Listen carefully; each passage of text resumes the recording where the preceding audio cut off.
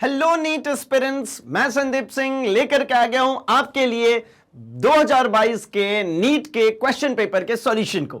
जी हां, तो जैसे कि हम मिला करते हैं हमारे फिजिक्स सब्जेक्ट के साथ, तो मैं डिस्कस करने वाला हूं अपने 2022 के नीट में आए हुए फिजिक्स के क्वेश्चंस को। पार्ट 1 में हम लोगों ने फर्स्ट 25 क्वेश्चंस को देखा था एंड 25 to 50 क्वेश्चंस को हम देखने वाले हैं इस सेगमेंट में, जहां पर हम बात करने वाले हैं हर एक क्वेश्चंस के कॉन्सेप्ट्स की एंड ये भी डिस्कस करेंगे कि जो हमने कॉन्सेप्ट वीडियोस और आपको वन शॉट रिवीजन के माध्यम से एंड एमसीक्यूज क्वेश्चंस के माध्यम से जितने भी क्वेश्चंस हम लोगों ने सिखाए थे, समझाए थे, उनमें से मैक्सिमम क्वेश्चंस आपको डायरेक्टली यहां पर देखने को मिल जाता है। मतलब होता बहुत ही आसान है, बस चाहिए होती है तो एक रेगुलर प्रैक्टिस, और उसी के लिए आप जुड़े रहिए सिंपली मैग्नेट ब्रेन्स के साथ, क्योंकि मैग्नेट ब्रेन्स हमेशा से कमिटेड है क्वालिटी एजुकेशन प्रोवाइड करने के लिए एंड पूरे course content free of cost ले आते हैं। तो चलिए भाई शुरुआत कर लेते हैं हम इस सेगमेंट की, जहां पर हम क्वेश्चन नंबर 26 ऑनवर्ड्स क्वेश्चंस को कवर अप करने वाले हैं। तो शुरुआत करते हैं हम सबसे पहले अपना क्वेश्चन नंबर 26 क्वेश्चन में कह रहे हैं कि किसी द्विउत्तल लेंस, द्विउत्तल मतलब दोनों ही साइड उसका उत्तल है, ठीक है, प्रत्येक वक्र की त्रिज्या 20 सेंटीमीटर है। यदि लेंस का पदार्थ का अपवर्तनांक 1.5 है तो लेंस की शक्ति बतानी है, पावर ऑफ लेंस बतानी है यहां पर, और हमें जो गिवन है। अब द्विउत्तल लेंस का मतलब हो गया ये भैया, पहला वाला भी और दूसरा वाला भी दोनों ही उत्तल लेंस है। अब इसमें मेरे पास में R1 की अगर मैं बात करता हूं तो R1 भी कितना भैया, 20 सेंटीमीटर R1, ये इसके लिए जो रेडियस मिलेगा R1 20, और जो R2 मुझे मिलेगा वो हो जाएगा माइनस ऑफ 20 सेंटीमीटर। क्यों भाई? क्योंकि एक अगर फोकस मतलब मुख्य फोकस को मैं राइट हैंड साइड कंसीडर करता हूं, है ना, इधर में सेंटर 1 इधर साइड में है, तो सेंटर 2 या सेंटर डैश में कंसीडर करूंगा तो लेफ्ट हैंड साइड में आएगा। राइट हैंड साइड वाला पॉजिटिव तो लेफ्ट वाला नेगेटिव हो जाएगा। एंड हमें म्यू की वैल्यू, अपवर्तनांक की वैल्यू गिवन है कितनी, 1.5। बस हो गई बात यहीं पे खत्म। अब क्या करना है भाई? तो मुझे करना है सबसे पहले पावर निकालने के लिए मैं यहीं पे लिखता हूं, power of lens is 1 focal length.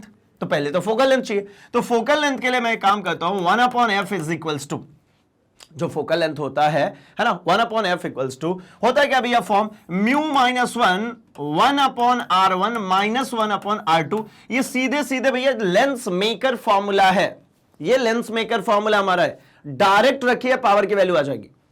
चलिए, तो म्यू -1 मतलब 1.5 माइनस 1, 1/r1 मतलब 20 minus of 20, minus of 1 minus of 20। क्यों भैया? क्योंकि R2 तो नेगेटिव का था, खत्म हो गई ना बात। 1.5 में से ये तो हो गया 0.5, और ये कितना बचेगा 1/20 प्लस 1/20 मतलब 2 times of 1/20, 0.5 into 2 times of 20 मतलब ये 1/10। एक और अगर इधर साइड में ले आएंगे तो ये कितना हो जाएगा 0.05। ये किसकी वैल्यू चल रही है भाई? ये 1/f की वैल्यू चल रही है।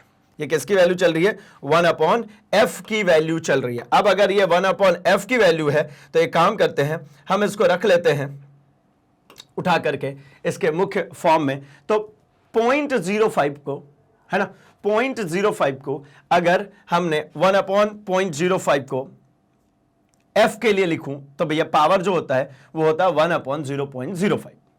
ठीक है, कितना हो जाएगा 0.05। तो हो गई यहीं के यहीं पे हमारी बात खत्म कि भैया ये हमें मिल जाएगा फाइनल रिजल्टेंट 0.05। बस बात इतनी सी है कि ये अभी हमारा किस में चल रहा था भैया? ये चल रहा सेंटीमीटर में, ये सारे वैल्यू सेंटीमीटर में थे, तो ये भी था सेंटीमीटर में। अब ये किस में चाहिए? मीटर में। तो भैया इसको 100 से मल्टीप्लाई और कर दो ना, मीटर में ले आएंगे तब जाके स्टैंडर्डली पावर की इक्वेशन बन पाएगी। तो ये मल्टीप्लाई किया तो कितना मिलेगा 5 डायोप्टर, यानी ऑप्शन नंबर ए जो होगा इसके लिए करेक्ट ऑप्शन होगा। ठीक है, ए इज द करेक्ट वन, ए बिल्कुल सही है। आगे बढ़ते हैं हम क्वेश्चन नंबर 27 की तरफ। विमीय सूत्र MLT-2 A-2 संबंधित है किससे? चुंबकीय पारगम्यता से, वैद्युतशीलता से, या फिर चुंबकीय फ्लक्स या स्वप्रेरकत्व से। तो भैया काम करते हैं ना, लाइन से इसको चेक करना शुरू कर देते हैं, देखते हैं किसके बराबर में आ रहा है।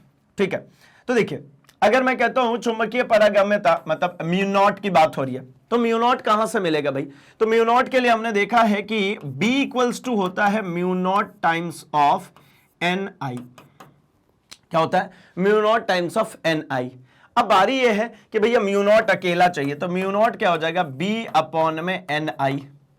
अब मुझे बी को पता करना पड़ेगा, तो भैया लॉरेंज फोर्स कहते हैं कि यहीं पे लिख लेता हूं, F इक्वल्स टू होता है हमारा बी आई एल, तो B इक्वल्स टू क्या हो जाएगा, F अपॉन में आई एल। रख के देख लें क्या, तो देखिए ना, mu not equals to b की जगह पर रख दीजिए, तो ये हो गया F upon I into L, ये तो बी की बात हो गई, इंटू यहां पर क्या चल रहा है भैया, ये एन चल रहा है और आई चल रहा है, ठीक है, एन चल रहा है और आई चल रहा है, तो इसका मतलब ये हो गया कि ये हो गया हमारा क्या भाई, एफ अपॉन में आई इंटू आई, आई स्क्वायर है ना, एन एल आई स्क्वायर। अब जरा इनके लिए लिखते हैं, तो मैं यहां पर एक और फैक्टर की बात करता हूं, एन क्या है, नंबर ऑफ टर्न्स है ना, तो ये क्या है, number of turns per unit length, मतलब N upon L, number of turns per unit length, फेरों की संख्या प्रति इकाई है ना, फेरों की संख्या, ये क्या होता है, फेरों की संख्या अपॉन में प्रति एकांक लंबाई, तो ये हो गया भैया हमारा क्या, n अपॉन एल। तो ठीक है, n अपॉन एल का मतलब स्मॉल n के लिए अगर मैं लिखूंगा डायमेंशन फॉर्मूला तो क्या बनेगा, प्रति एकांक लंबाई है, n के लिए तो कोई डायमेंशन होगा नहीं, इसके लिए इसका डायमेंशन क्या हो जाएगा, l माइनस 1। तो मैं लिखना शुरू करता हूं, f के लिए कितना होगा भाई, तो m l t minus 2, n के लिए कितना होगा, तो n के लिए होगा l माइनस 1, एक l यहां पर और वेट कर रहा है, तो ये हो गया l, और i का मतलब क्या हो गया भैया, तो i का मतलब हो गया a स्क्वायर। अगर यहां पे देखो तो l तो खत्म हो गया, और M L T minus 2, a minus 2 था, ये a को ऊपर ले चलिए, तो ये क्या बन जाएगा, M L T minus 2 a minus 2, खत्म। तो मतलब ये किसकी वैल्यू है भाई, ये म्यू की है, चुंबकीय पारगम्यता की, विद्युतशीलता की भी नहीं है, चुंबकीय फ्लक्स फाई की भी नहीं है भैया, स्वप्रेरकत्व तो एल की भी नहीं है। ये हमें यहां पर इसका आंसर मिल ही गया कि m l minus t minus 2 a minus 2, तो ये ऑप्शन हो जाएगा ऑप्शन नंबर ए। ठीक है, चलिए ए इज द करेक्ट वन, है ना। अगले सवाल पे बढ़ते हैं। सवाल नंबर कैसा भैया, सवाल नंबर 28 कह रहे हैं कि यदि कोई साबुन का बुलबुला फैलता है तो बुलबुले के अंदर दाब का क्या मान होगा, समान रहेगा, वातावरण के दाब के समान, या फिर घटता है बढ़ता है। तो एक पॉइंट देखिए, बुलबुला फैल रहा है ना, ये है ना सोप बबल की बात हो रही है। सोप बबल होने का मतलब क्या होता है, तो इनसाइड भी क्या होता है एयर, और आउटसाइड भी क्या है एयर। तो इस जो थीन लेयर जो होती है, जो पतली सी बुलबुले की जो लेयर है, उसके ऊपर एक्सेस प्रेशर जो है वो दोनों तरफ से पड़ता है, इनसाइड भी और आउटसाइड भी, मतलब इनसाइड भी होता है और आउटसाइड भी। तो इनसाइड एंड आउटसाइड दोनों होता है, तो P इक्वल्स टू कितना हो जाएगा भैया, ये 4 अपॉन में R, 4 T अपॉन में R। T क्या भैया, तो इसका पृष्ठीय तनाव, T क्या है, पृष्ठीय तनाव, R कौन है, त्रिज्या। तो मैं कहता हूं कि इसका बबल, ये बुलबुला जो है फैल रहा है, इसका मतलब अगर देखिए यहां से, तो P तो इनवर्सली प्रोपोर्शनल होता है किसके, R के, यानी अगर त्रिज्या बढ़ेगा तो जो प्रेशर होगा, एक्सेस प्रेशर जो होगा वो क्या होगा, कम होगा, है ना। रेडियस अगर बढ़ेगा तो एक्सेस प्रेशर क्या होगा, कम होगा। तो भैया अंदर दाब का मान जो होगा, एक्सेस प्रेशर जो है वो क्या होगा, तो अंदर की तरफ घटता चला जाएगा। सी इज द करेक्ट वन। ठीक है, रिलेशन दिख रहा है। डायरेक्ट क्वेश्चंस होते हैं भैया। चलिए आगे बढ़ते हैं क्वेश्चन नंबर 29 में। यहां कह रहे 1 mm त्रिज्या वाली किसी लंबी परिनालिका में प्रति मिलीमीटर 100 घेरे हैं। ठीक है, त्रिज्या देखिए यहां पर क्या गिवन है, त्रिज्या है हमारे पास में, रेडियस हमारे पास में है 1 mm। 1 mm का मतलब कितना होगा, तो मीटर में अगर कन्वर्ट करेंगे 10 टू द पावर 3 - 3 मीटर। ठीक है, प्रति मिलीमीटर पे 100 घेरे। नंबर ऑफ टर्न्स जो है ना, नंबर ऑफ टर्न्स जो है ये कैसा है भैया, तो नंबर ऑफ टर्न्स जो है ये है 100।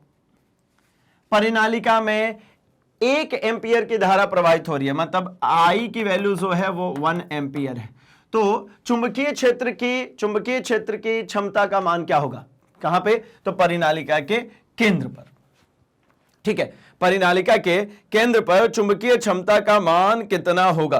तो भैया परिनालिका के केंद्र पर चुंबकीय क्षेत्र की है ना, चुंबकीय क्षेत्र की क्षमता का मान या तीव्रता बेसिकली कितना होगा, तो B इक्वल्स टू, अभी जस्ट हम लोगों ने देखा mu naught times of N, है ना, mu not times of N I।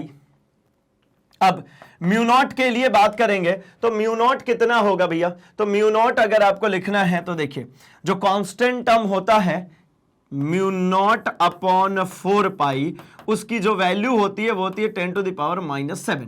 कितनी होती है? 10 टू द पावर -7। मैंने यहां पे आपसे कहा फॉर्मूले में कि म्यू नॉट लिखिए, तो 4 pi into 10 to the power -7। तो म्यू नॉट की जगह तो रख दूंगा मैं 4 pi into 10 to the power -7। N की जगह पे नंबर ऑफ टर्न्स, तो ये देखिए ये जो है हमारे पास में 10 टू द पावर -3 और ये नंबर ऑफ टर्न्स है ना, प्रति मिलीमीटर पे 100 है, तो कुल नंबर ऑफ टर्न्स कितने हो जाएंगे, है ना, कुल फेरों की संख्या, कुल फेरों की संख्या। तो कुल फेरों की संख्या की अगर हम बात करेंगे तो ये हो जाएगा हमारा n 10 to the power -3 into 100 है ये, ठीक है ना, कितने हो जाएंगे, डिवाइड कर दीजिए, मतलब 10 टू द पावर -5, ठीक है, इंटू कितना हो गया भाई, तो इंटू हो गया 10 टू द पावर -5, ठीक है। तो ये फाइनली हमारा कितना बन जाएगा भाई, 10 to the power, just hold on, ये हमारा 100 से डिवाइड कर रहे हैं ना, तो प्रति एकांकी थी, प्रति एकांकी, तो 1 upon 10 to the power -3 into 10 to the power 2, ठीक है, सीधे लिख लेता हूं 10 टू द पावर -5, है ना, तो 10 टू द पावर कितना हो गया 5, तो फाइनली ये कितना बनेगा 10 टू द पावर 5। अब उठा करके मल्टीप्लाई कीजिए तो 4 pi into 10 to the power कितना बचेगा -2। 4 पाई मतलब कितना करना भाई, तो 4 into 3.14 into 10 to the power -2, ठीक है।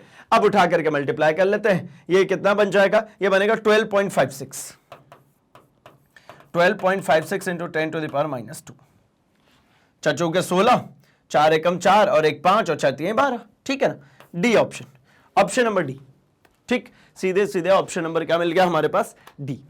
चलिए अगले सवाल पे बढ़ते हैं, सवाल नंबर 30 पे बढ़ते हैं। सवाल नंबर 30, दो गतिमान कणों का विस्थापन समय आरेख यहां पर गिवन है, ये विस्थापन और समय आरेख है, ठीक है, मतलब विस्थापन समय आरेख का सीधा मतलब होता है कि ये जो लाइन है इसकी जो स्लोप होगी, मतलब tan थीटा जो होगा वो क्या बता रहा होगा भैया, तो विस्थापन बटा में समय, विस्थापन बटा में समय मतलब वेग को, होगी बात खत्म।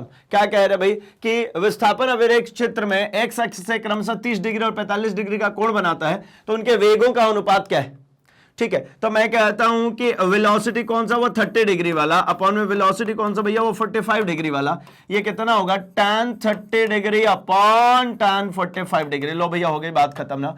tan 30 डिग्री का मतलब क्या होता है, तो tan 30 डिग्री का मतलब है 1 अपॉन √3 और tan 45 का मतलब कितना होता है भैया 1, ठीक है। तो मतलब V30 डिग्री अनुपात V45 डिग्री कितना होगा, तो ये 1:√3, खत्म आंसर। ये तो बच्चों वाली बात है ना, ये तो क्लास 9th का क्वेश्चन है कायदे से, ठीक है, ये क्लास 9th में हो जाती है भैया बात, b option is the correct one, ठीक है। चलिए अगले सवाल पे बढ़ते हैं, क्वेश्चन नंबर 31। दिए गए परिपथों में ABC में दोनों PN संधियों पर सिरों का विभवांतर बराबर होगा, किसमें ABC 3 है, तीनों को जरा समझते हैं। ये PN फिर इसका PN, ठीक है, ये PN फिर इसका PN, ठीक। यहां पर अगर देखते हैं तो PN और ये NN एक साथ कनेक्टेड है, P से ये पॉजिटिव कनेक्टेड है, N से ये नेगेटिव से जो है ये P कनेक्टेड है, मतलब ये अगर देखेंगे तो ये रिवर्स बायस में दिख रहा है और ये वाला टर्म फॉरवर्ड बायस में दिख रहा है। इसमें अगर देखेंगे तो ये वाला टर्म मतलब N से कनेक्टेड है पॉजिटिव और यहां P से कनेक्टेड है नेगेटिव, मतलब ये दोनों रिवर्स बायस में दिख रहे हैं, और यहां पे दोनों फॉरवर्ड बायस में, ये दोनों फॉरवर्ड ये दोनों रिवर्स, और ये जो है ये कैसा दिख रहा है, तो PN दिख रहा है फॉरवर्ड और ये दिख रहा है रिवर्स। तो मतलब अगर विभवांतर आपको सेम करना है तो ये तो केस हो ही नहीं सकता। तो केसेस कौन से बनेंगे, या तो दोनों फॉरवर्ड में हो या फिर दोनों किस में हो, रिवर्स में हो। तो A और C इसका हो जाएगा हमारा करेक्ट आंसर, ठीक है। ये दोनों को एक ही बैटरी से कनेक्ट किया गया है ना, लेकिन इनके पॉजिटिव और नेगेटिव्स ऐसे कनेक्टेड है कि अगर है तो दोनों फॉरवर्ड में और नीचे है तो दोनों रिवर्स में। ठीक है, तो मतलब ए और सी यानी ऑप्शन नंबर बी परिपथ ए और सी दोनों में ही आपके विभवांतर का मान जो मिलने वाला है वो सेम मिलने वाला है। ठीक है, चलिए कारण भी समझ गए अपन। अगले सवाल में आते हैं, क्वेश्चन नंबर 32 में आते हैं। यंग के द्विझिर्री प्रयोग में जब 600 नैनोमीटर तरंग दैर्ध्य वाला एक वर्णी प्रकाश प्रयुक्त होता है तो पर्दे पर किसी विशेष भाग पर एक विद्यार्थी 8 फ्रिंज प्राप्त करता है। कितने फ्रिंजें प्राप्त कर रहा भैया? वो 8 फ्रिंजें प्राप्त करता है। यदि प्रकाश की तरंग दैर्ध्य 400 नैनोमीटर पर बदल दी जाती है तो उसके द्वारा पर्दे पर उस क्षेत्र में प्राप्त फ्रिंजों की संख्या कितनी होगी? तो देखिए, यंग द्विस्लिट एक्सपेरिमेंट में हमने देखा था फ्रिंज और वेवलेंथ के बीच में संबंध। तो क्या होता भाई, n1 lambda 1 is equal to होता है n2 लैम्डा 2। यही था यंग डबल स्लिट एक्सपेरिमेंट में। अब मेरे को अगर n2 पता करना है तो n2 कितना होगा भाई? तो n1 लैम्डा 1 अपॉन में इसको भेज दीजिए इस लैम्डा 2 को, हो गई बात खत्म, निकल जाएगा इससे। तो एक काम करते हैं, गिवन क्या है उसकी थोड़ी सी बात करी जाए। तो यहां पे कह रहे हैं कि लैम्डा 1 जो है, जो सबसे पहले जो तरंग दैर्ध्य आई है, जो वेवलेंथ आई है, वो 600 नैनोमीटर की है। मतलब 600 नैनोमीटर, 600 नैनोमीटर मतलब 600 into 10 to the power -9। 2 zero को अगर मैं इसके साथ कंपनसेट कर दूं तो 6 इंटू 10 टू द पावर -7 है। ठीक है, अब ये हो गया स्टैंडर्ड में मीटर। और यहां पर मेरे पास में दूसरा जो लैम्डा 2 की वैल्यू है वो गिवन है 400 नैनोमीटर, मतलब 400 इंटू 10 टू द पावर -9 यानी 4 into 10 to the power -7, 4 into 10 to the power कितना हो जाएगा? -7 मीटर। ये भी ठीक है, नैनोमीटर है तो -9 होगा। और नंबर ऑफ फ्रिंजेस जो पहले वाले में प्राप्त हो रही है, मतलब n1 जो प्राप्त हो रही है वो कितने फ्रिंज है? 8 फ्रिंज उसको प्राप्त हो रही है। n2 पूछ रहे हैं, रख दीजिए सब कुछ। n1 की वैल्यू 8, लैम्डा 1 की value 6 into 10 to the power -7 upon lambda 2 चाहिए, n2 तो निकालनी है। लैम्डा 2 कितना भाई? तो 4 इंटू 10 टू द पावर -7। ये खत्म, 4 से 2 बार में ये खत्म, 6 दूनी 12। n2 कितना भैया? 12। कितना सड़ा सवाल चाहिए भैया? 12 फ्रिंज उसको प्राप्त होने वाला। ये देखिए बी ऑप्शन है ना, 12 फ्रिंज उसको प्राप्त होगा जब 400 नैनोमीटर कर देगा वो प्रकाश की सेगमेंट को। तो ठीक है ना, चलिए क्रॉस वेरीफाई करते हैं, बिल्कुल सही है। ठीक है, अगले सवाल पे बढ़ लिया जाए 33 पे। उच्च श्यानता वाले द्रव के किसी लंबे स्तंभ में, लंबा स्तंभ है ना, गोलाकार गेंद गिराई जाती है तो समय t के फलन के रूप में गेंद की चाल v को दिखाए गए अभिरेख में कौन सा वक्र निरूपित करेगा? देखिए ना, ये 3 वक्र है। ए स्ट्रेट लाइन वाला a है, ठीक है, 4 है बेसिकली। स्ट्रेट लाइन वाला a है, एक ये जा रहा है ये b है, एक ये है भैया ये c है, और एक ये है ये d है। ये 4 वक्र गिवन है, चारों में से कोई एक वक्र सही है। बस बात क्या है? लंबे स्तंभ के, बहुत लंबा सा स्तंभ है और इसके अंदर में क्या भरा है? तो श्यान द्रव भरी है। श्यान द्रव मतलब क्या? गाढ़ा द्रव भरा है। तो जब इसके ऊपर यहां पर जब हम एक बॉल को क्या कर रहे हैं भैया? गिरा रहे हैं। गोलाकार गेंद को जब गिराएंगे तो पहले तो ये गेंद है ना तेजी से इसमें गति करेगी, फिर इसके बाद इसको हर एक सतह द्वारा क्या किया जाएगा भैया? रोकने की कोशिश किया जाएगा। फिर ये गेन कर लेगी अपनी टर्मिनल वेलोसिटी, टर्मिनल वेग, अपना वेलोसिटी जो टर्मिनल वेलोसिटी है ये गेन कर लेगी थोड़ी देर के बाद। तो पहले तो यहां से यहां तक में कैसी आएगी? तो तेजी से आएगी, यहां से यहां तक में तेजी से आएगी, फिर ये टर्मिनल वेलोसिटी होगी। अब टर्मिनल वेलोसिटी के बाद में ये जो चलेगी ये कैसा चलेगा भैया? तो अब एक समान वेग, ये कैसा चलेगा? एक समान। ध्यान रखेंगे ऐसा होने के लिए लंबा रिटार्ड होना चाहिए, छोटा सा होगा तो नहीं होगा ये चीज, लंबा रिटार्ड। इसीलिए उसने कहा है कि उच्च श्यानता वाले द्रव के लंबे स्तंभ में, ठीक है, रिटार्ड जो है वो कैसा है? लंबा है। तो इस केस में समझ में आ रहा है कौन सा चलेगा भाई? तो शुरू में तो तेजी में आना चाहिए। तो जरा ध्यान से देखिए, मैं बात करता हूं किसकी, पहले तो बात कर लेता हूं इसी ए की। ए में तो ये कांस्टेंट रेट से चलता हुआ दिख रहा है, तो ये तो गड़बड़ हो गई, ए नहीं है।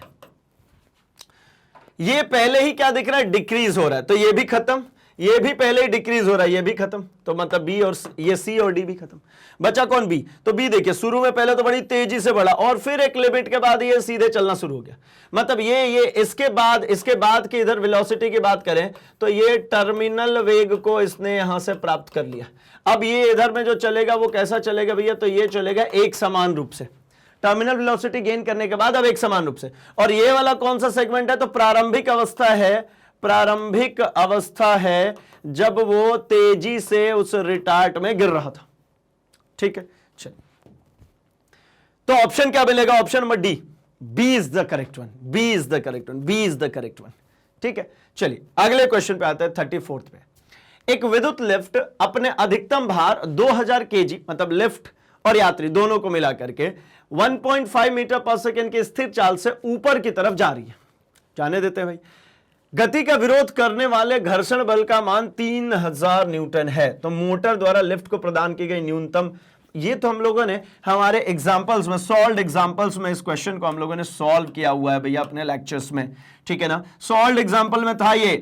देखिए क्या कह रहे हैं, ये यहां पे कह रहे हैं कि ये एक लिफ्ट है और इसके अंदर में कुछ यात्री है, मैं एक यात्री बना लेता हूं। ठीक है, दोनों के साथ में जो इसका अधिकतम भार है, ठीक है, अधिकतम भार सीधे सीधे ऐसा लिख लेता हूं, लिफ्ट का भार, लिफ्ट का जो भार है वो कितना है भैया? 2000 केजी। तो 2000 केजी इसका भार है ना। तो मैं अगर इसको कहता हूं कि भैया इसके ऊपर जो कार्य करने वाला बल है, अर्थात कार्यरत बल,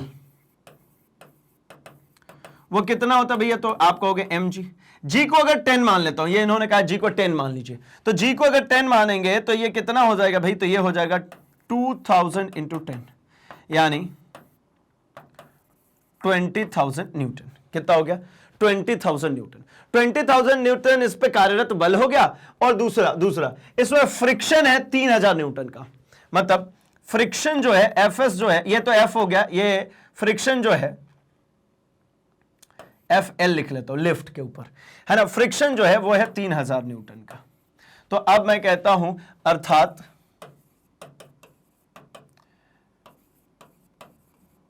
लिफ्ट के लिए आवश्यक कुल बल।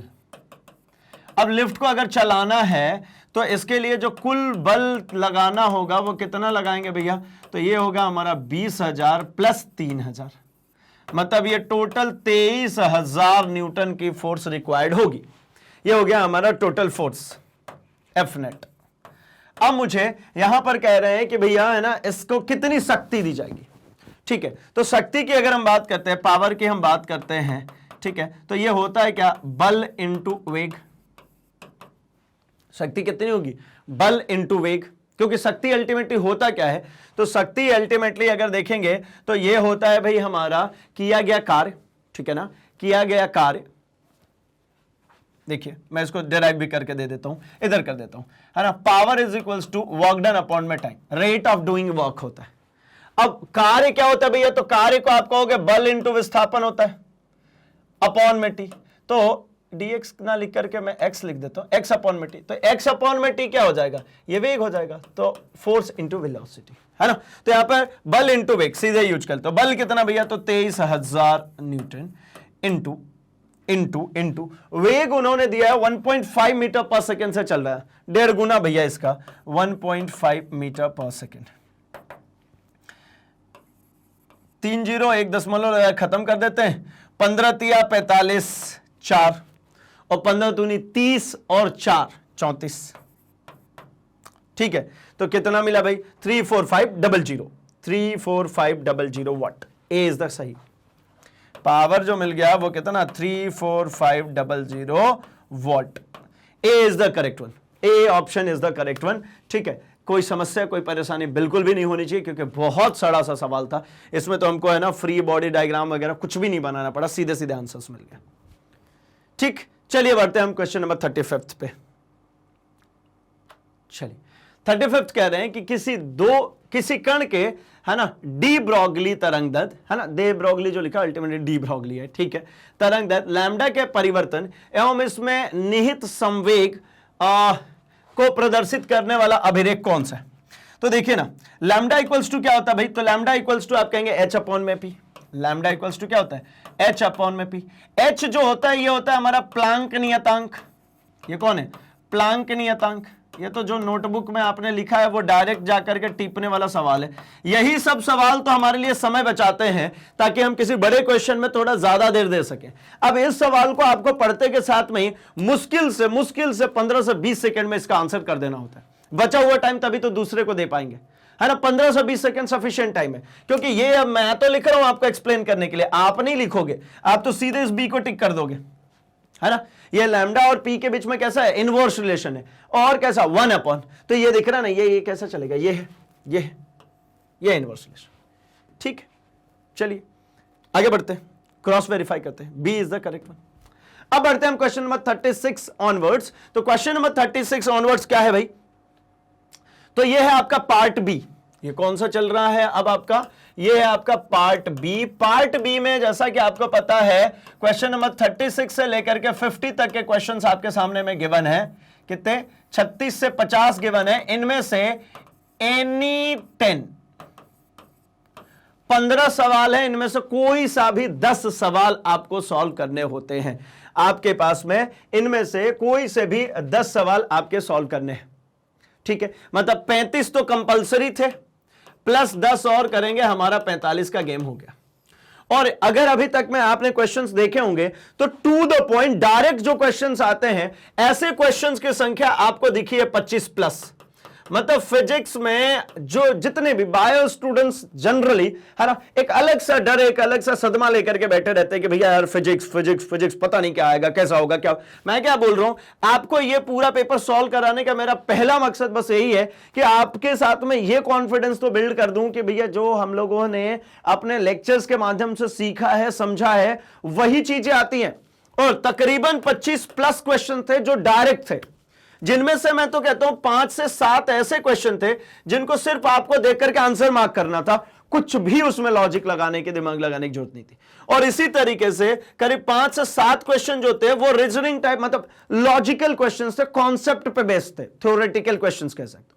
तो यानी तकरीबन मैं यहां से अगर निकालता हूं ना तो 14-15 क्वेश्चन हमारे पास में कैसे आ जाते हैं, ऐसे क्वेश्चन होते हैं जो कि सिंपली आपको सॉल्व नहीं करना, सिंपली आपको आंसर्स मार्क करनी होती है। इसके बाद 15 क्वेश्चन यहां, 10 क्वेश्चन और अगर आप बढ़ोगे तो आपको 25 क्वेश्चंस तो ऐसे मिल जाएंगे जिनमें आपको बहुत मेहनत नहीं लग रही।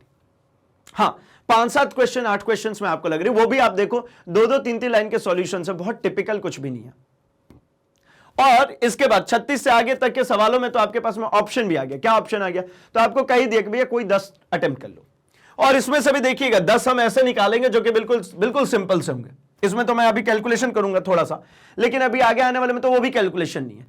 ये अभी कैलकुलेशन ठीक है, इतना भी टफ टिपिकल टाइप का कोई कैलकुलेशन इसमें आपको देखने को नहीं मिलने वाला, है ना। आपको यहां पर क्या निकालना है, आपको क्वेश्चन पढ़ते हैं। 1000 घेरों एवं 10 मीटर की औसत त्रिज्या वाली एक बड़ी वृत्ताकार कुंडली के क्षैतिज व्यास के सापेक्ष, ठीक है, 2 रेडियन पर सेकेंड की दर से घूम रही है, ठीक है ना। यदि उस स्थान पर पृथ्वी के चुंबकीय क्षेत्र ऊर्ध्वाधर घटक का मान 2 × 10⁻⁵ टेस्ला है एवं कुंडली में वैद्युत प्रतिरोध का मान 12.56 ओम है, तो कुंडली में प्रेरित धारा का मान क्या होगा। प्रेरित धारा का यहां पर मुझे अधिकतम मान ज्ञात करना है, ठीक है। तो चलिए इसको फटाफट से हम सॉल्व कर लेते हैं, ठीक है। इसको क्या करें, फटाफट से हम सॉल्व करते हैं। पहले तो जो गिवन डेटा है उसको लिख लेते हैं। तो गिवन क्या क्या भाई, 1000 घेरों वाली, है ना। तो नंबर ऑफ टर्न्स हमारे पास में कितने गिवन है, 1000 घेरे, ठीक है। 10 मीटर की औसत त्रिज्या, मतलब रेडियस मेरे पास में सीधे सीधे कितना गिवन आ गया भाई, 10 मीटर, ठीक है। बड़ी वृत्ताकार कुंडली क्षैतिज व्यास के 2 रेडियन पर सेकेंड की दर से घूम रही है, मतलब इसका जो वेग है ना, वेग जो है ये है 2 वेलोसिटी जो है ये कितना भैया, 2 रेडियन प्रति सेकेंड। अच्छा, जो इसका वर्टिकल कंपोनेंट है, ऊर्ध्वाधर घटक, वर्टिकल कंपोनेंट कितना भाई, तो 2 × 10⁻⁵ टेस्ला है। और इसमें जो प्रतिरोध का मान है, रेजिस्टेंस है, वो है 12.5 ओम। कितना है, 12.5 ओम। तो मैं कहता हूं कि इसमें से जो करंट फ्लो होगा, है ना, वो कितना होगा, या अगर ठीक है, करंट प्रेरित धारा के मान को ज्ञात करना है, ठीक है, करंट कितना होगा, तो आई अगर मैं निकालता हूं तो मैं कहूंगा कि भैया जो इसके ऊपर, है ना, मैक्सिमम जो ईएमएफ आएगी उसको अगर मैं रेजिस्टेंस से डिवाइड कर देता हूं, मैक्सिमम जो ईएमएफ आएगी, इलेक्ट्रोमोटिव फोर्स जो आएगी, है ना, मैक्स लिखो भैया, MAX, उसके बराबर होगी। तो E निकाल लेते हैं हम, है ना, R तो हमारे पास डायरेक्टली गिवन है। E मैक्सिमम कितना होगा? तो मैक्सिमम ईएमएफ के लिए हमें क्या होता है भाई? तो NBA ओमेगा, क्या होगा? NBA omega. और ये V क्यों लिखूं? इसको भी ओमेगा लिखते हैं ना, क्योंकि एंगुलर वेलोसिटी। तो NBA ओमेगा। अब N की वैल्यू यहां पर गिवन है, कितनी? 1000। B कितनी है भैया? तो 2 × 10⁻⁻5 टेस्ला। A कितना है अपने पास में? तो एरिया नहीं पता हमें, एरिया हमारे पास में नहीं गिवन है, सीधे 10 मीटर औसत त्रिज्या वाले वृत्ताकार कुंडली है। तो एक काम करते हैं, πr² लिख लेते हैं इसको, ठीक है। πr² मतलब पाई इंटू 10⁻², ठीक है, पाई इंटू 10⁻²। और ओमेगा हमारे पास में गिवन है 2 रेडियन प्रति सेकंड, तो मतलब इसको भी रख लें, तो सीधे सीधे 2 रेडियन प्रति सेकंड इसको भी रख लेते हैं। तो फाइनली कितना आ जाएगा? 10⁻⁻5 है, 10⁻2 और 10⁻3, 3 जीरो ये, 2 जीरो ये, 5 के 5 जीरो खत्म, ये 2 दूनी कितने हो जाएंगे? 4, और यहां पर एक पाई है, मतलब ये हो जाएगा हमारा 4 पाई। रख दीजिए 4 पाई, जब मिल गया तो रख दीजिए इसके अंदर में, ई मैक्स की जगह पर रख देते हैं। ई मैक्स कितना आ गया भैया? तो 4 पाई आ गया, और अपॉन में आर कितना है? तो 12.5, कितना है? 12.5। अब 12.5 को, है ना, कैंसिल करके देख लेते हैं, तो ये हो जाएगा 4 × 3.14 अपॉन में 12.5, ठीक है। अब ये हमें यहां पर सीधे सिंपली जो आंसर मिल जाएगा, ये कितना हो जाएगा भाई? तो ये अगर इसको मल्टीप्लाई कर देते हैं, तो 4 के 16, ठीक है ना, 4 के 16, ये 12.56 है, ठीक है, एग्जैक्ट ही दिया हुआ है, मुझे बहुत मेहनत भी नहीं करनी पड़ी। ये 12.56 है, तो 4 के 16, अभी जस्ट एक कैलकुलेशन अभी हम लोगों ने किया था, वहां पर भी हम लोगों ने देखा था। अभी ये कितना बनता भैया? ये ऊपर वाले को मल्टीप्लाई करेंगे तो 12.56 ही तो है, अपॉन में भी 12.56, खत्म। 1 ampere is the answer, 1 ampere is the answer, A is the correct one, ठीक है ना। कितना मिलेगा? 1 एम्पियर मिलेगी इसमें धारा। आपको कुल मेहनत क्या करनी थी भैया? ईएमएफ निकालने के लिए, बस, ठीक है। चलिए आगे बढ़ते हैं, क्वेश्चन नंबर 37 की तरफ बढ़ते हैं। यहां पे कह रहे हैं कि चित्र में दर्शाए अनुसार 2 बिंदु आवेश नेगेटिव क्यू पॉजिटिव क्यू को L दूरी पर रखा जाता है, जहां पर R जो है ना, मच ग्रेटर देन L है, तो विद्युत क्षेत्र की तीव्रता का परिणाम निम्नानुसार कैसे परिवर्तित हो? ये भैया ये क्या तो सड़ा क्वेश्चन है भाई। इस सवाल में जैसे ही आप बात करते हैं एक्सियल और नॉन एक्सियल, 2 कंडीशंस हम लोगों ने डिस्कस करी है। दोनों ही कंडीशंस में हम लोगों ने पाया कि R जो होता है, आर क्या, मैं तो कहता हूं कि यहां पर जो मेरे को इलेक्ट्रिक फील्ड इंटेंसिटी जो मिलने वाली है वो मिलती है कैसे? तो 1/r³ के प्रोपोर्शनल मिलती है। कैसी? 1/r³ के प्रोपोर्शनल। तो 1/r³ के प्रोपोर्शनल कैसे? तो देखिए ना, E = आपने निकाला था कि P/r³, और अगर हम कहते हैं ये नॉन एक्सियल में, और एक्सियल में अगर याद आ रहा हो, एक्सियल में, तो एक्सियल में इसको हम क्या कर रहे थे भाई? तो एक्सियल में हम इसको लिख रहे थे 2kp/r³। ये किसके होता है? 1/r³d। मैंने बोला था ना कि बहुत सारे सवाल आते हैं जो सीधे देख के आंसर करो, ये सीधे देख के आंसर करो, D option is the correct one. बहुत सारा कुछ सॉल्व ही नहीं करना। अगले सवाल में बढ़ते हैं, क्वेश्चन नंबर 38। यहां पर कह रहे हैं कि 10 हेनरी प्रेरकत्व गिवन है, 10 माइक्रोफैराड धारिता एवं 50 ओम प्रतिरोध वाला एक श्रेणीबद्ध LCR परिपथ है ना। V = 200 sin 10t वोल्ट की वोल्टेज की एक प्रत्यावर्ती धारा AC स्रोत के साथ जुड़ा हुआ है। तो LCR परिपथ की अनुनादी आवृत्ति V0 की वैल्यू कितनी होगी? देखिए अनुनादी आवृत्ति है, तो अनुनादी आवृत्ति के लिए हम क्या कहते हैं भाई? रेजोनेंस फ्रीक्वेंसी में, है ना, रेजोनेंस फ्रीक्वेंसी की जैसी बात होती है, मतलब total resistance becomes 0 and Z is also becomes 0, ठीक है। एम्पीडेंस और रेजिस्टेंस उसकी क्या हो जाती है? 0। प्रतिघात और प्रतिरोध का मान 0। अगर ये दोनों 0 हो गए तो मैंने को सीधे पता है V = क्या होता है? 1/2 पाई, है ना, √LC। क्या होता है? 2 पाई √LC। तो यहां पर 1/2 पाई मान पाई के टर्म में चल रहा, चलने देते। Under root of LC, LC की बात कर लीजिए। आइए यहां पर जो गिवन है ये 50 ओम, इसके मेरे को कोई जरूरत नहीं है ना। एल की वैल्यू 10 हेनरी दी गई है, ये स्टैंडर्ड फॉर्मेट में है। सी की जो वैल्यू है कैपेसिटेंस है वो माइक्रो फैरेड में दी गई है, इसको फैरेड में अगर चेंज करेंगे, ठीक है ना, तो क्या करना पड़ेगा मुझे, 10 टू द पावर -6 फैरेड हो जाएगा। कितना हो जाएगा, 10 टू द पावर -6 फैरेड। तो 2 पाई इसको उठा करके रख दीजिए, कितना, 10 into 10 to the power -6, 10 into 10 to the power -6, ये फाइनली कितना बनेगा, 1/2 पाई। ये एक तो पावर कंपनसेट हो गया, एक पावर कंपनसेट, क्या बचेगा, under root of 10 to the power कितना भाई, तो -5। ठीक है, अगर मैं इसको ऊपर की तरफ ले जाता हूं तो ये क्या बन जाएगा, 1/2 pi 10 to the power 5। 10 to the power 5 का मतलब क्या, तो 10 की power 5 to the power 1/2 upon में 2 पाई। ठीक है, कितना हो गया, 10 टू द पावर 5 अपॉन में 2 पाई। ठीक है, तो ये फाइनली कितना बन जाएगा भाई, तो ये हो जाएगा हमारा 2 और कैंसिल हो जाएगा, इसको पूरा ही ओपन कर लीजिए, तो V की वैल्यू आ जाएगी हमारे 50 hertz upon pi, 50 upon pi hertz. ठीक है, चलिए देख लेते हैं हम इसको, D option is the correct, 50 upon pi hertz इसका हो जाएगा हमारा फाइनल आंसर। ठीक है, आगे बढ़ते हैं, क्वेश्चन नंबर 39 पे बढ़ते हैं। 39 में कह रहे हैं कि यदि अंतः आणविक बल हट जाए तो मानक ताप दाब पर 4.5 kg जल के अणुओं द्वारा लिया गया आयतन कितना होगा, है ना। मानक अंतः आणविक बल हटा देते हैं, अंतः आणविक बल अगर हटा देते हैं तो मानक ताप और दाब पर, मतलब क्या बात कर रहे हैं भैया, एनटीपी पर। ठीक है, तो यहां पर होता क्या है, तो ये होता है पीवी इक्वल्स टू एनआरटी।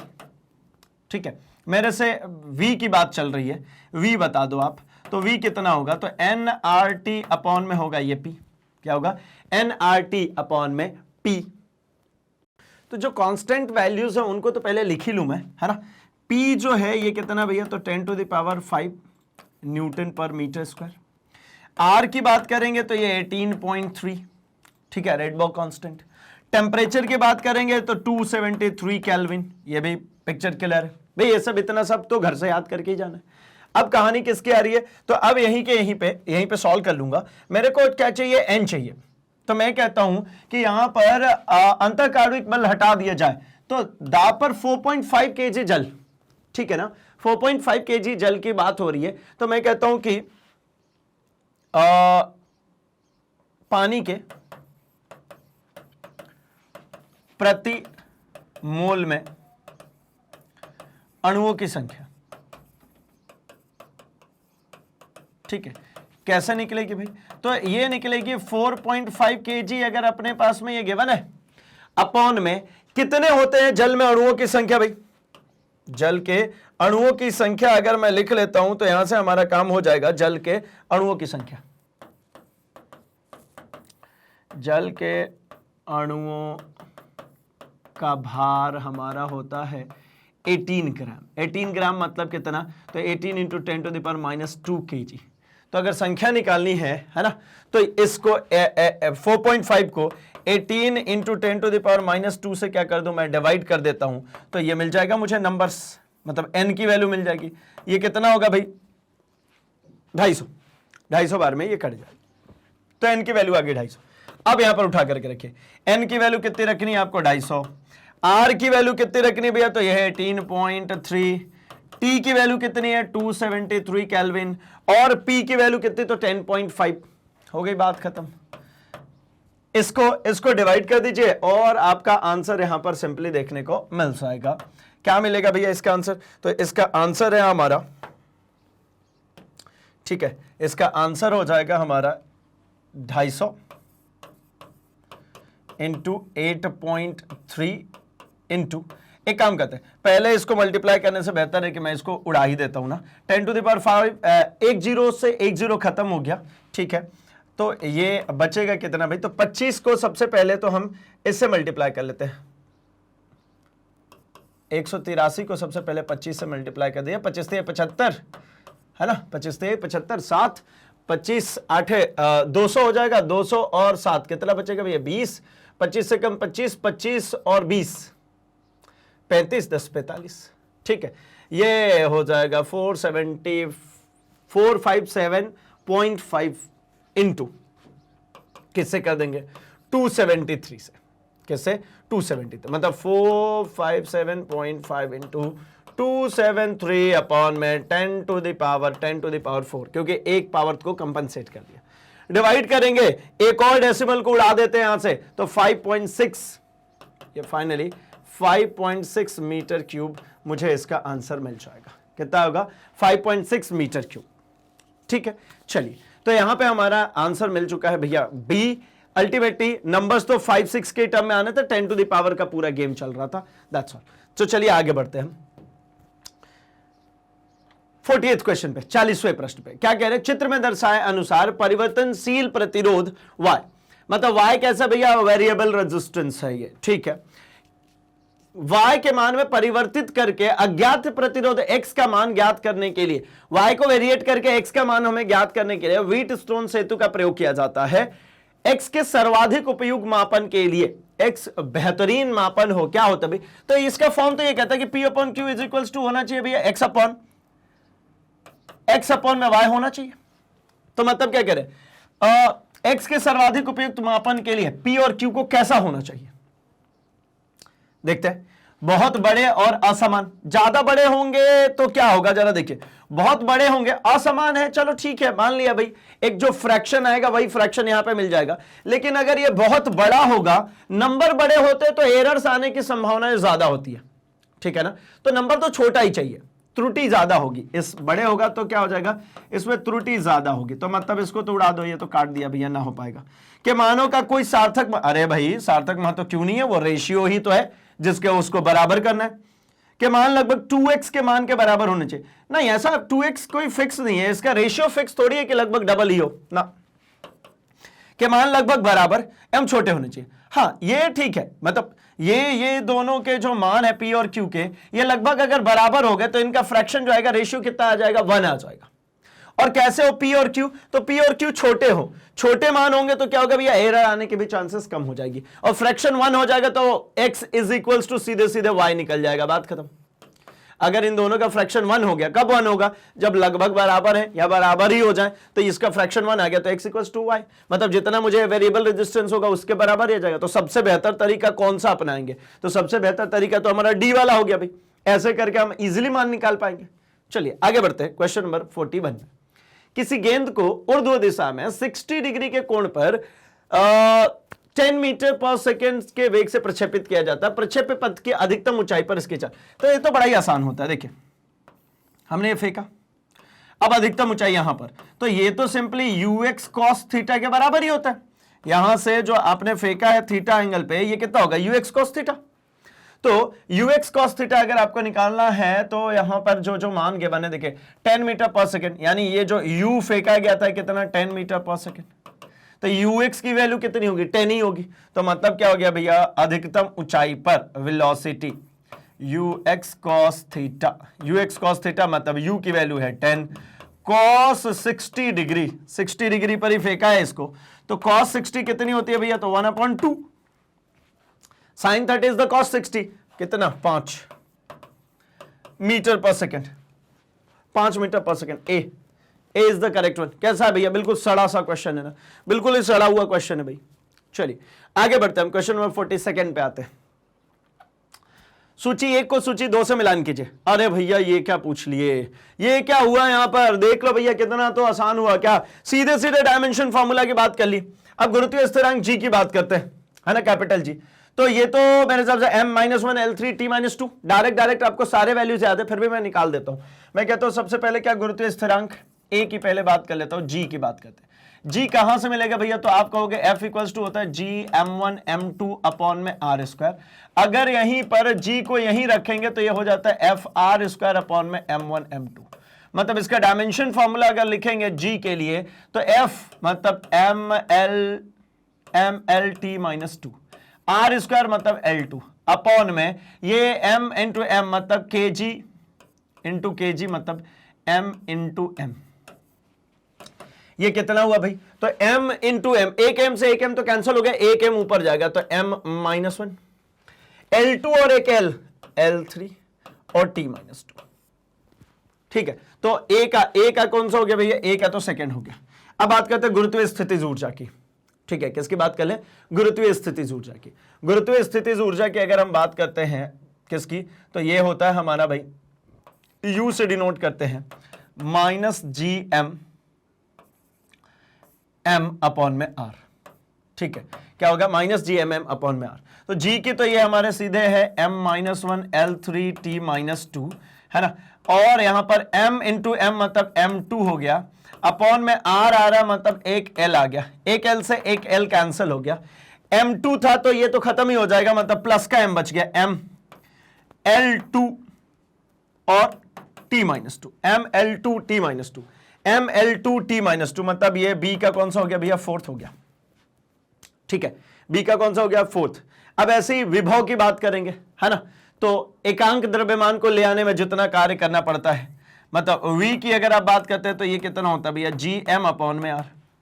ठीक है, क्या हो जाएगा, gm अपॉन में r। तो एक m इसमें से माइनस कर दीजिए, एक m क्या कर दूं, माइनस कर देता हूं, एक m अगर इसमें से माइनस कर देंगे तो ये कितना बचेगा, L2 T-2, m तो उड़ गया ना, ये m एक उड़ गया, खत्म। चलिए फिर इसी तरीके से हम बढ़ते किसके ऊपर भाई, तो आखिरी हमारे पास में डी ऑप्शन हमारे पास में, तो अब तो मेरे हिसाब से करने की भी जरूरत नहीं है। सी का मिल गया भैया मेरे को थर्ड, तो डी का मेरे को क्या मिल जाएगा, 1, मतलब 2431। क्या बना, 2431। लेट्स चेक,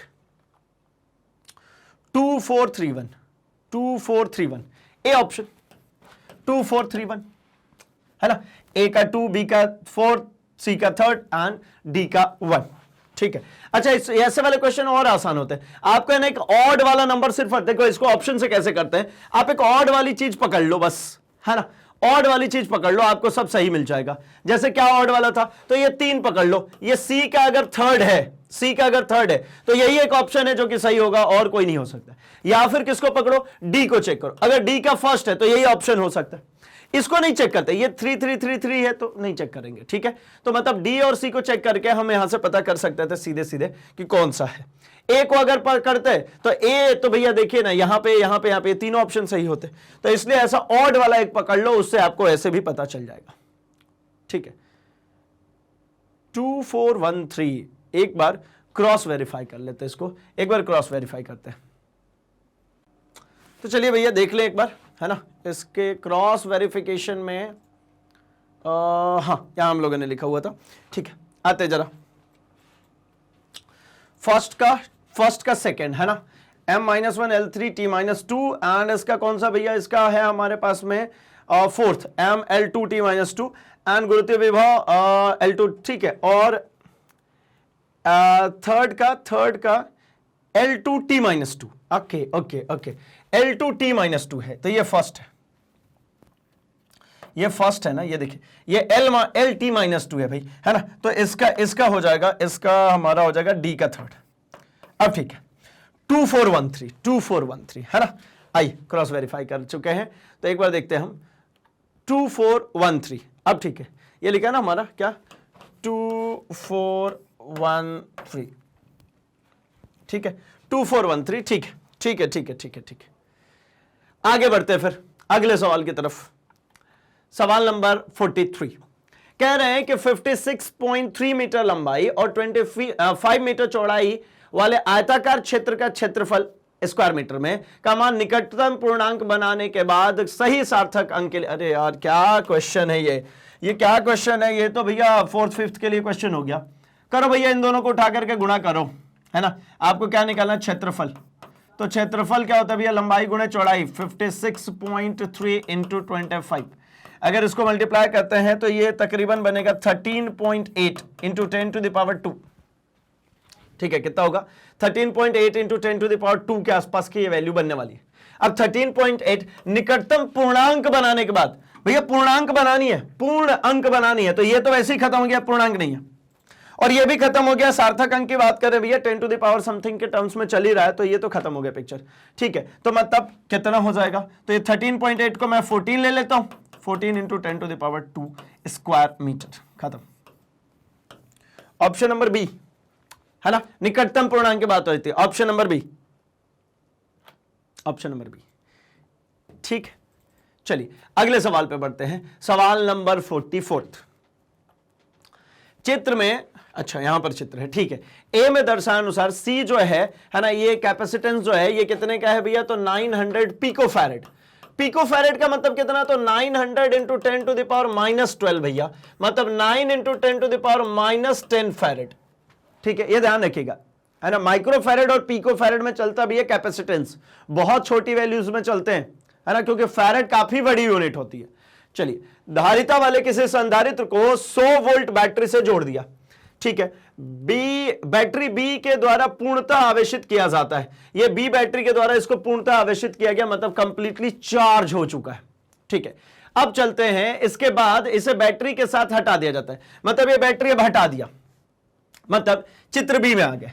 अब यहां पे क्या कह रहे हैं, इसके अनुसार C इक्वल्स टू 900 पिकोफैरेड धारिता वाले, इसकी भी है ना इतनी है, कितनी भाई, इसकी भी, एक सेकंड के लिए भाई देखते हैं, ये भी इतनी सी ही है, कितनी है, 900 पिकोफैरेड, मतलब ये 900 है ना पिकोफैरेड। तो डायरेक्ट लिख लेता हूं, क्या करूं, डायरेक्ट लिख लेता हूं, 9 into 10 to the power -10 farad की ही है ये भी।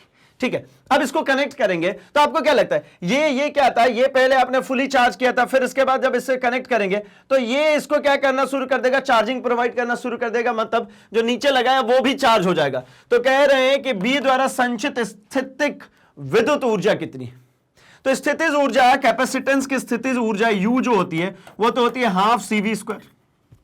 कितनी होती है, हाफ CV²। सी की वैल्यू है वी नहीं है, लेकिन यहां पर कितने, दो हैं, तो एक काम करता हूं 2 इंटू हाफ CV² लिख लेता हूं, क्योंकि दोनों का मान बराबर इसलिए लिख रहा हूं, है ना, दोनों 900 के थे। तो ये हो गया हमारा अल्टीमेटली CV²। मुझे ये CV² चाहिए, मुझे ये CV² चाहिए, कैसे मिलेगा, तो V चाहिए मेरे को, तो मैं कहता हूं कॉमन पोटेंशियल,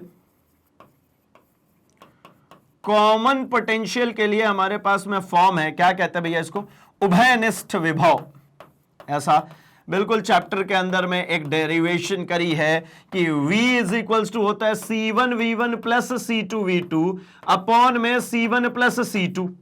अब बताओ भैया, ये C1V1, अब C1V1 और C2V2, भाई यहां पर देखिए, C1 is equals to C2 is equals to 9 into 10 to the power -10 farad. तो C1 C2 तो दोनों बराबर है, इसको एक काम करो C लिख लो। अब C1V1 मतलब C इंटू, पहले कितने से कनेक्ट किया, 100 से, प्लस C2, तो C2 को कह रहे हैं कि वो अनावेशित था, ठीक है ना, ये देखिए दूसरा जो था वो अनावेशित था जिसको हमने जोड़ने के लिए ले आए, तो मतलब C2 जो होगा C इंटू ये कितना होता है 0 अपॉन में C प्लस C, मतलब फाइनली ये कितना बन गया भैया, तो 100C अपॉन में 2C। C की वैल्यू भी नहीं रखता हूं, C से C कट ही तो रहा है, क्यों रखूं, C से C कैंसिल हो गया, कितना बचा 50 वोल्ट। मतलब अब देखिए हमारा आंसर यहां पर बन गया, क्या बनेगा भैया आंसर, तो ये C की वैल्यू आ गई है हमारे पास में 9 into 10 to the power -10 into ये V की वैल्यू कितनी आएगी 50, तो कितना बना 9 × 5 = 45, 450 गुणे 10 की पावर -10, मतलब 45 गुणे 10 की पावर -9, एक पावर तो रिड्यूस हो गया। ठीक है, और अगर करते हैं तो कितना पहुंच जाएंगे भाई, तो 4.5 into 10 to the power 4.5 into 10 to the power -8। ठीक है, 4.5 इंटू 10 टू द पावर कितना हो जाएगा -8। 10 टू द पावर में कहीं कुछ, अच्छा बिल्कुल बिल्कुल भैया, है ना, ये CV² था, हमने V रख दिया सिर्फ, ये गड़बड़ है, ये गड़बड़ है। ठीक, अब करते हैं 9 into 10 to the power -10 into ये 50, तो 2500 हो गया ना, कितना हो गया 2500 हो गया। ठीक है, तो 2 जीरो और कंपनसेट हो जाएगा, है ना, तो 25 नवा 125, ठीक है, सॉरी 25 नवा 225, तो ये हो गया 225, है ना, मतलब 2.25 into 10 to the power, 2 zero इधर से और कम हो गया, तो मतलब ये कितना बच गया भैया, तो ये हो गया हमारा -6 जूल। ऑप्शन देखिए एक ही है वैसे तो, 2.25 वाला, 2.25 into 10 to the power -6 joule. ठीक है, ये हो गया हमारा फाइनल आंसर। चेक कर लेते हैं, ए इज द करेक्ट वन। अगले सवाल पे बढ़ते हैं, अगला सवाल है 45वां सवाल। कहने 121 सेंटीमीटर और 100 सेंटीमीटर लंबाई वाले दो दोलक समान कला में कंपन करना प्रारंभ करते हैं। करने दीजिए। किसी क्षण पर दोनों अपनी अपनी माध्य अवस्थाओं में समान कला पे, किसी क्षण पे जब है ना मीन पोजीशन में एक ही फेस में चल रहे हैं ऐसा, ठीक है। तो छोटे वाले दोलक के न्यूनतम कंपनों की संख्या होगी जब इसके बाद ये दोनों फिर से माध्य स्थितियों पर समान कला में होंगे।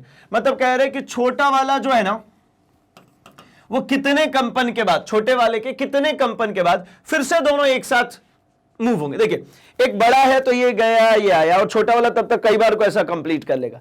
तो भाई एक ऐसी भी कंडीशन आएगी ना ऐसे, जब मीन पोजीशन पे ये सेम रहेंगे फिर अलग हो जाएंगे। मीन पोजीशन पे दोनों कैसे हो जाएंगे, सेम हो जाएंगे फिर अलग हो जाएंगे। तो ये उसकी ही कैलकुलेशन की बात कर रहे हैं कि कौन सी ऐसी सिचुएशन आएगी जब ये बराबरी पर आएंगे। तो t इक्वल्स टू कितना होता है भैया, टाइम पीरियड इक्वल्स टू होता है 2 pi under root of L upon में G। अब अगर T1 T2 की बात करता हूं तो ये 2 पाई और G ये सब कांस्टेंट है। मतलब मैं कह सकता हूं कि T जो डायरेक्टली प्रोपोर्शनल होता है किसके होगा भाई, अंडर रूट ऑफ L के। या मैं कहता हूं तो T प्रोपोर्शनल टू हो जाएगा L की पावर 1/2 के। यही होगा, यही होगा। तो अब देखिए ना, मैं यहां पर लिखता हूं T1 अपॉन में T2 को क्या लिखेंगे, तो T1 अपॉन में T2 हो जाएगा ये under root of L1 upon में L2। मतलब L1 अपॉन में L2 को अगर लिखते हैं तो L1 अपॉन में L2, L1 कितना, तो कह रहे हैं कि भैया ये 100 सेंटीमीटर और 121 सेंटीमीटर, ठीक है ना, 100 और 121। तो 100 ले लेते हैं इसको, 121 ले लेते हैं L1 को, और L2 ले लेते हैं 100। छोटा वाला कौन है भाई, जो T2 टाइम लगाएगा, दूसरा वाला है। तो T1 अपॉन में T2 ये कितना बन जाएगा, टाइम पीरियड कितना बनेगा, तो ये तो नीचे कितना हो गया भैया 100, ऊपर हो गया 121। 121 मतलब 11 और 100 मतलब भैया 10, तो 10 बटा में 11, क्रॉस मल्टीप्लाई कीजिए। 10T1 is equals to 11T2। मतलब 10 बार ये कंपन करेगा कौन, T1 मतलब पहला वाला जो 121 वाला, बड़ा वाला 10 बार करेगा, और T2 कितने बार करेगा भाई, 11 बार करेगा। ये 10 बार करेगा और ये 11 बार करेगा, तो दोनों का टाइम पीरियड कैसा हो जाएगा, सेम हो जाएगा। T1 बराबर हो गया ना T2 के, तो मतलब इस कला में आकर के फिर से सेम हो जाएंगे। मतलब 10वां रोटेशन होगा पहले वाले का, और दूसरा होगा कितना, दूसरा T2 का होगा भैया 11 टाइम्स। तो क्या हो गया, C answer 11 times, 11 times T2 है ना। 11वें समय अंतराल पे वो दोनों एक दूसरे को फिर से कोइंसाइड कर जाएंगे। अगले फिर 10 के लिए फिर ये 11 चलेगा, और फिर से दोनों एक समान स्थिति में आ जाएंगे। मतलब प्रत्येक 10 चलने पर इसके 11 हो जाएंगे और वो दोनों समान कला में आ जाएंगे। मतलब ऑप्शन नंबर क्या है भाई, सी ऑप्शन। अगला बढ़ते हैं 46। कह रहे हैं कि 189 द्रव्यमान संख्या वाले एक नाभिक 125 m64 द्रव्यमान संख्या वाले दो नाभिकों में टूटते हैं, है ना। दोनों नाभिकों के क्रमशः त्रिज्याओं का अनुपात क्या होगा। तो नाभिकों के त्रिज्याओं के अनुपात के लिए तो हमें पता है, देखिए ना, आर जो होता है ना, आर जो होता है R0 times of a to the power 1/3 होता है, थर्ड रूट होता है भैया। अब यहां पर a की वैल्यू हमारे पास में दोनों के लिए, जो द्रव्यमान संख्या गिवन है, द्रव्यमान संख्या मतलब A1 हमारे पास में 125 है और A2 हमारे पास में 64 है, ठीक है। A1 और A2 की वैल्यू हमारे पास में सीधे सिंपली गिवन है। तो एक काम करता हूं, मैं यहां पर लिख ही लेता हूं इसको, क्या हो जाएगा, R1 अपॉन में R2 अगर लिखेंगे तो ये हो जाएगा A1 अपॉन में A2 की पावर 1/3, मतलब थर्ड रूट। तो A1 मतलब कितना भैया, तो 125, और A2 मतलब कितना, 64 की पावर 1/3। 25 मतलब क्या, 5 का स्क्वायर 25, 5 125, तो 5 का क्यूब, और ये हो जाएगा 4 चौके 64, 4 चौके 16 चौके 64, तो 4 का क्यूब की पावर 1/3। ये पावर से ये खत्म हो गया, तो कितना बचेगा, 5/4। कितना बचेगा, R1 रेशियो R2 कितना होने वाला है, तो ये हो जाएगा भैया हमारा 5/4। ऑप्शन दिख रहा है, बिल्कुल दिख रहा है भाई, A is the correct one. A option इसके लिए बिल्कुल सही है। लेट क्रॉस वेरीफाई, ठीक। तो भैया ए सही हो गया। आगे बढ़ते हैं हम अपने 47वें नंबर सवाल के लिए, और 47वें नंबर सवाल में कह रहे हैं कि दो पारदर्शी माध्यम ए एवं बी की किसी समतल सीमा द्वारा अलग हो रहे, मतलब दो मीडियम है ए और बी, है ना, और दोनों समतल सीमा है, ठीक है। इन दोनों माध्यमों में प्रकाश की चाल, ठीक है, इन दोनों माध्यमों में प्रकाश की चाल हमारे पास में गिवन है, VA गिवन है हमारे पास में 1.5 इंटू 10⁸ और VB जो गिवन है, ठीक है ना, वो है 2 इंटू 10⁻10, 2 इंटू 10⁻, ये 2 होना चाहिए, आई होप कि 2 होना चाहिए, ठीक है। VB जो गिवन है वो कितना भैया, 2 इंटू 10⁸8 मीटर पर सेकेंड, ये भी है मीटर पर सेकेंड, ठीक है। इन दोनों माध्यमों के लिए प्रकाश किरण की क्रांतिक कोण, मतलब मेरे से C का मान पूछा जा रहा है भाई, तो म्यू इक्वल्स टू होता है 1/sin c, ये होता है ना क्रांतिक कोण के लिए म्यू इक्वल्स टू क्या होता है 1/sin c, ठीक है। पूछा क्या जा रहा है साइन सी, तो sine C is equals to 1/ क्या हो जाएगा म्यू। अब म्यू ए से बी में जा रहा है ना, ए से बी, तो भैया इसके लिए फॉर्म क्या होता है 1/VB में VA, VA ऊपर चला जाएगा तो VA में क्या बन जाएगा VB, ये हो गया हमारा साइन सी की वैल्यू। अब VA और VB की वैल्यू गिवन है, क्या है भैया, तो 1.5 इंटू 10⁸8 में 2 इंटू 10⁸8, ये 10⁸8 को तो खत्म कर दीजिए, ठीक है ना, ये 15/2 है, ठीक है। तो 15 मतलब कितना हो जाएगा भाई, इसको नीचे ले आइए, अगले लाइन में करता हूं, 15/2 गुणे 10, ऐसा ही ना। तो इसको अगर काटेंगे तो 2 से कितने बार में कट जाएगा, तो 2 से अगर इसको काटते हैं तो 7.5 मतलब 0.75, यानी अगर मैं sine C is equals to लिखता हूं तो ये कितना है, ये है 0.75, तो C इक्वल्स टू क्या हो जाएगा, sine inverse of 0.75, sine inverse of 0.75, तो साइन इनवर्स ऑफ 0.75, ठीक है ना। वो 2.0 था, वो 0 चलाते हैं तो साइन 50, हालांकि नंबरिंग्स में हमें पता है कि पॉइंट के बाद में कोई नंबर, डेसिमल के बाद कोई नंबर, उसके बाद 0 की कोई वैल्यू नहीं होती है ना। इसको मैं ऐसा भी लिख लूं तो कोई फर्क नहीं पड़ता, ठीक है। तो ऑप्शन नंबर क्या है इसका आंसर सही भैया, ऑप्शन नंबर हो गया डी।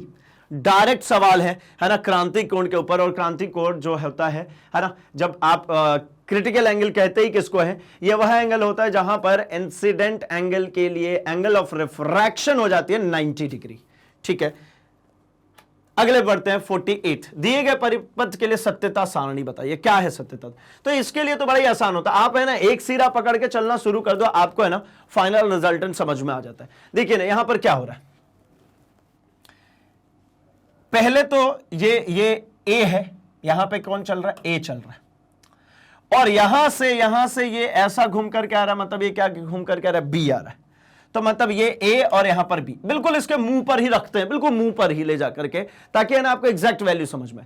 तो ये D है, मतलब ये क्या करने वाला है भाई, तो A.B, D मतलब भैया एंड गेट है, एंड गेट क्या करता है, प्रोडक्ट करता है, और यहां पे एक नॉट लगा है, ये सर्कल लगा है, मतलब क्या लगा है, नॉट लगा है, तो मतलब ये नैंड है, तो A.B का बार।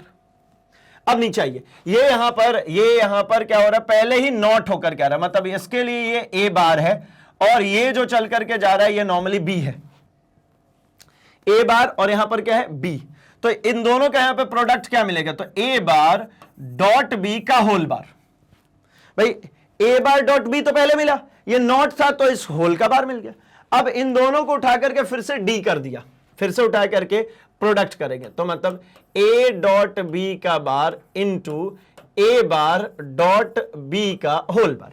अब आपको बहुत ज्यादा इसमें दिमाग लगाने की आवश्यकता नहीं है, ठीक है ना। आप नॉर्मली इसको लिखना शुरू कर दो फटाफट से, बिना बुलियन अलजेब्रा ये वो कुछ भी सॉल्व किया, सीधे लिखो, देखो आंसर मिलेगा। ए बी, सबसे पहले क्या करना भैया, तो इसका करना है, एक बार ए डॉट की ए बार की मेरे को जरूरत पड़ेगी, 0 0 1 1 0 1 0 1, ठीक है। तो अब एक एक करके हम यहां पे शुरुआत करते हैं। ए बार अगर करेंगे तो ये हो जाएगा 1 1 0 0। मेरे को सबसे पहले ए डॉट बी का बार निकालना है, तो पहले तो ए डॉट बी निकाल लेता हूं, और यहां पर ए डॉट बी का बार कर लूंगा। फिर इसके बाद में मुझे क्या चाहिए, तो ए डॉट बी और फिर ए बार डॉट बी का होल बार, ठीक है। फिर इसके बाद में इन दोनों का प्रोडक्ट निकालेंगे, किसका, तो ये निकालेंगे, इसको मैं कहता हूं y, तो इसके बाद में मैं y निकालूंगा। y का मतलब क्या हो गया भाई, तो y का मतलब हुआ कि इन दोनों के बीच में मुझे करना है प्रोडक्ट, इन दोनों के बीच में प्रोडक्ट, खत्म। अब देखिए एक एक करके मैं भरता हूं। a डॉट बी, तो ए डॉट बी का मतलब क्या होता है, दोनों हाई होंगे तो हाई, अदरवाइज जीरो। तो ये 0 इंटू 0 0, ये 0 इंटू 1 0 0 1, सिर्फ सीधे सीधे याद रख लीजिए, है ना, 1 1 का 1, अदरवाइज 0। तो इसका मतलब इन दोनों का उल्टा क्या होगा, 1 1 1 0। ठीक है, हालांकि मैं आपको एक्सप्लेन कर रहा हूं तो इतना टाइम ले रहा है, अदरवाइज हम तो डायरेक्ट लिखते, हमारा आंसर बन जाता है। ये ए डॉट बी नहीं करते, सीधे ए डॉट बी का बार कर लेते। अब इसके बाद क्या करेंगे, ए बार बी करना है, ए बार बी करना है, मतलब इन दोनों को प्रोडक्ट कर करके यहां लिखना है। तो करिए इन दोनों का प्रोडक्ट, ये इन दोनों का प्रोडक्ट यहां पे चल रहा है, तो कितना होने वाला है भाई, अगर दोनों हाई होंगे तो हाई होगा, अदरवाइज जीरो होगा। तो ये 1 1 का, ये 1 1 का यहां पर 1 होगा, अदरवाइज ये सब कैसा होगा, ये 0 हो गया। ठीक है, 1 1 का क्या होगा, 1, अदरवाइज 0। अब क्या करना है, तो अब कह रहे हैं कि भैया आपको इसका भी बार लेना है, तो ये 1 0 1 1। अब कह रहे हैं इन दोनों का प्रोडक्ट निकालिए, किसका किसका, ये दोनों। ये देखिए अगर दोनों हाई होंगे तो हाई मतलब 1, ये वाला 1 इंटू 0 0, ये 1 इंटू 1 1, और ये 0 इंटू 1 0, तो 1 0 1 0, क्या बचा, 1 0 1 0। ठीक है, 1 0 1 0। ऑप्शंस देख लेते हैं, ऑप्शन इसमें दिख रहा है क्या, तो भैया यहां तो ऑप्शंस हमें नहीं दिख रहा है। ठीक है, यहां पर ऑप्शन नहीं दिख रहा है, मतलब इनमें से क्या होगा आंसर। तो यहां पर हमारे पास में आंसर जो देखने को मिल रहा है ये हो जाएगा हमारा, इनमें से कोई नहीं, डी ऑप्शन।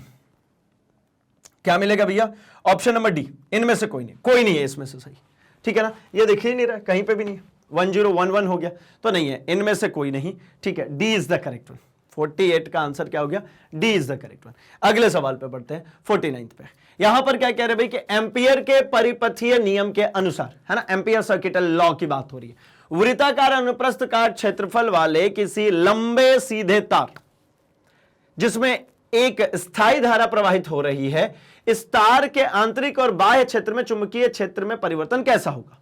ठीक है, आंतरिक और बाह्य क्षेत्र की अगर हम बात करते हैं तो देखिए ना, आंतरिक क्षेत्र में मैं एक ग्राफिकली आपको शो कर दे रहा हूं, आंतरिक क्षेत्र में तो ये सीधे सीधे जैसा कांस्टेंट रेट से बना रहता है, लेकिन जैसे ही यहां पर रेडियस के बराबर आ गए, मान लीजिए वो आर रेडियस था ना, आर रेडियस के ये बराबर आ गए, तो आर रेडियस के बाद में, है ना, आर दूरी के जो उसकी त्रिज्या होती है उसके बाद में जब आप बढ़ना शुरू करेंगे, तो अब इसके बाद में लंबे तार की बात करें। ठीक है, तो जब तक तार की लंबाई है, है ना, तार की जब तक क्या भैया लंबाई है, तब तक तो आपको ये कांस्टेंट मिलेगा, लेकिन उसके बाद ये घटने लगता है। भाई तार की लंबाई तक तो आपको मिलने वाला है भैया, है ना, परिपथ नियम के अनुसार उनके साथ तार के स्थायी धारा प्रवाहित हो रही है, लेकिन उसके जहां तक तार है वहां तक तो कांस्टेंट मैग्नेटिक फील्ड मिलेगा, तार है तो कांस्टेंट मैग्नेटिक फील्ड मिलेगा, लेकिन इस तार से जैसे जैसे दूर होते चले जाते हैं वैसे वैसे मेरे को क्या मिलने लग जाती है, वैसे वैसे मेरी चुंबकीय क्षेत्र की तीव्रता कम होने लगती है, डिक्रीज होने लगती है।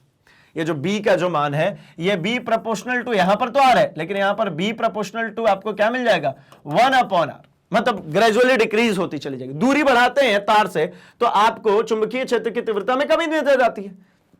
पढ़ते हैं जरा ऑप्शन। तार की सीमा तक R दूरी के फलन के रूप में सरल रेखीय रूप से बढ़ता है, एवं इसके बाद तार के बाहरी क्षेत्र में 1/R निर्भरता के साथ घटता है। तो ये तो ऑप्शन नंबर ए ही सही दिख गया। आगे देख लेते जरा, तार की सीमा तक दूरी के फलन के रूप में सरल रेखीय रूप से सरल रेखीय रूप से बढ़ेगा, है ना, घटेगा नहीं। एक समान एवं दोनों क्षेत्रों के लिए स्थित, नहीं भैया एक समान नहीं हो सकता ना, तार जहां तक है वहां तक मैग्नेटिक फील्ड अलग होगी और दूरी बढ़ाएंगे उससे तो हमें पता है नॉन कॉन्टैक्ट फोर्स जितने भी होते हैं, अस्पर्शिबल जितने भी होते हैं, अगर आप डिस्टेंस बढ़ाते जाते हैं तो उस बल के मान में कमी आती है। अगला, तार की सीमा तक दूरी के फलन के रूप में सरल रेखीय रूप से बढ़ता है, ठीक है। इसके बाद तार के बाहरी क्षेत्र में सरल रेखीय रूप से कैसे घटेगा भाई, 1/R होता है ना, तो कांस्टेंट रेट से नहीं घटेगा, ये ग्रेजुअली डिक्रीज होगा, ये ग्रेजुअली। ठीक है, तो मतलब ए हो जाएगा भैया इसका सही, इसका आंसर ए करेक्ट होगा। ठीक है, आगे बढ़ते हैं क्वेश्चन नंबर 50 पे। आखिरी सवाल है भैया, है ना, और ये मैंने आपको बताया भी कि 36 ऑनवर्ड्स 50 तक में सिर्फ 10 क्वेश्चंस आपको अटेम्प्ट करने थे और 10 आपको बड़े ही आसान से क्वेश्चंस मिल रहे थे। ठीक है ना, अगले सवाल पे आते हैं और ये असर्शन रीजन टाइप क्वेश्चन है। नीचे दिए गए 2 कथन है ना, इनमें से अभिकथन ए निरूपित है और दूसरा कारण है ना, रीजन से। एक असर्शन है और एक रीजन है, अभिकथन और उसका कारण है। तो अभिकथन कह रहे हैं किसी स्प्रिंग का प्रसार खींचा जाना, मतलब किसी स्प्रिंग को खींच रहे हैं तो इस स्प्रिंग के पदार्थ के अपरूपण गुणांक, ठीक है ना, द्वारा परिकलित होता है। भाई अगर आप खींच रहे हैं तो हां ठीक है, अपरूपण गुणांक इसमें कौन सा, अगर आप खींच रहे हैं तो उसका यंग मॉड्यूलस है ना। चलो कौन सा मॉड्यूलस भैया, तो उसके यंग मॉड्यूलस, यंग गुणांक के अनुसार। यंग गुणांक क्या आता भैया, तो stress is directly proportional to strain, और ई एक कांस्टेंट आता है ना, जो कि लेंथ के केस में जो हमारा अनुदैर्ध्य गुणांक होगा वो कौन सा होता है, यंग गुणांक, अपरूपण गुणांक ही कहते हैं, मतलब उसके रूप में जो चेंज किया है उसके द्वारा परिकलित किया जाता है, बिल्कुल इसके द्वारा परिकलित किया जाता है भाई, है ना। ये आपको देखने को मिल जाती है यंग मॉड्यूलस के जरिए, ठीक है, बिल्कुल सही बात। अच्छा, तांबे की कुंडलित स्प्रिंग की तन्यता विमाओं वाली स्टील की, है ना, सामान्य विमा वाली, भाई इसी की समान विमाओं वाली स्टील स्प्रिंग की तन्यता से ज्यादा होती है उपरोक्त में से, ठीक है। तो भैया एक बात समझिए, तांबा और स्टील की अगर हम चर्चा करते हैं तो हमें पता है तांबा प्योर एलिमेंट है ना, और यहां पर तन्यता का जो गुण है ना वो इसी के ऊपर डिपेंड करता है बॉन्ड लेंथ के ऊपर। अब कॉपर की बॉन्ड लेंथ इतनी ज्यादा है, ठीक है। अगर मैं इसको इसी तरीके से आयरन की बॉन्ड लेंथ की बात करूं, मान लीजिए आयरन की बॉन्ड लेंथ ये है, अगर इसमें कुछ इंप्यूरिटी मिलाते हैं, देखिए अगर इसमें इंप्यूरिटी मिलाते हैं तो हम इंप्यूरिटी मिलाने का मतलब क्या, कार्बन के साथ में इसको ट्रीट कर देते हैं तो कार्बन का जो अणु होगा उसके बीच में आ जाता है, यानी अब इन दोनों के बीच की बॉन्ड लेंथ कैसी हो जाती है, कम हो जाती है।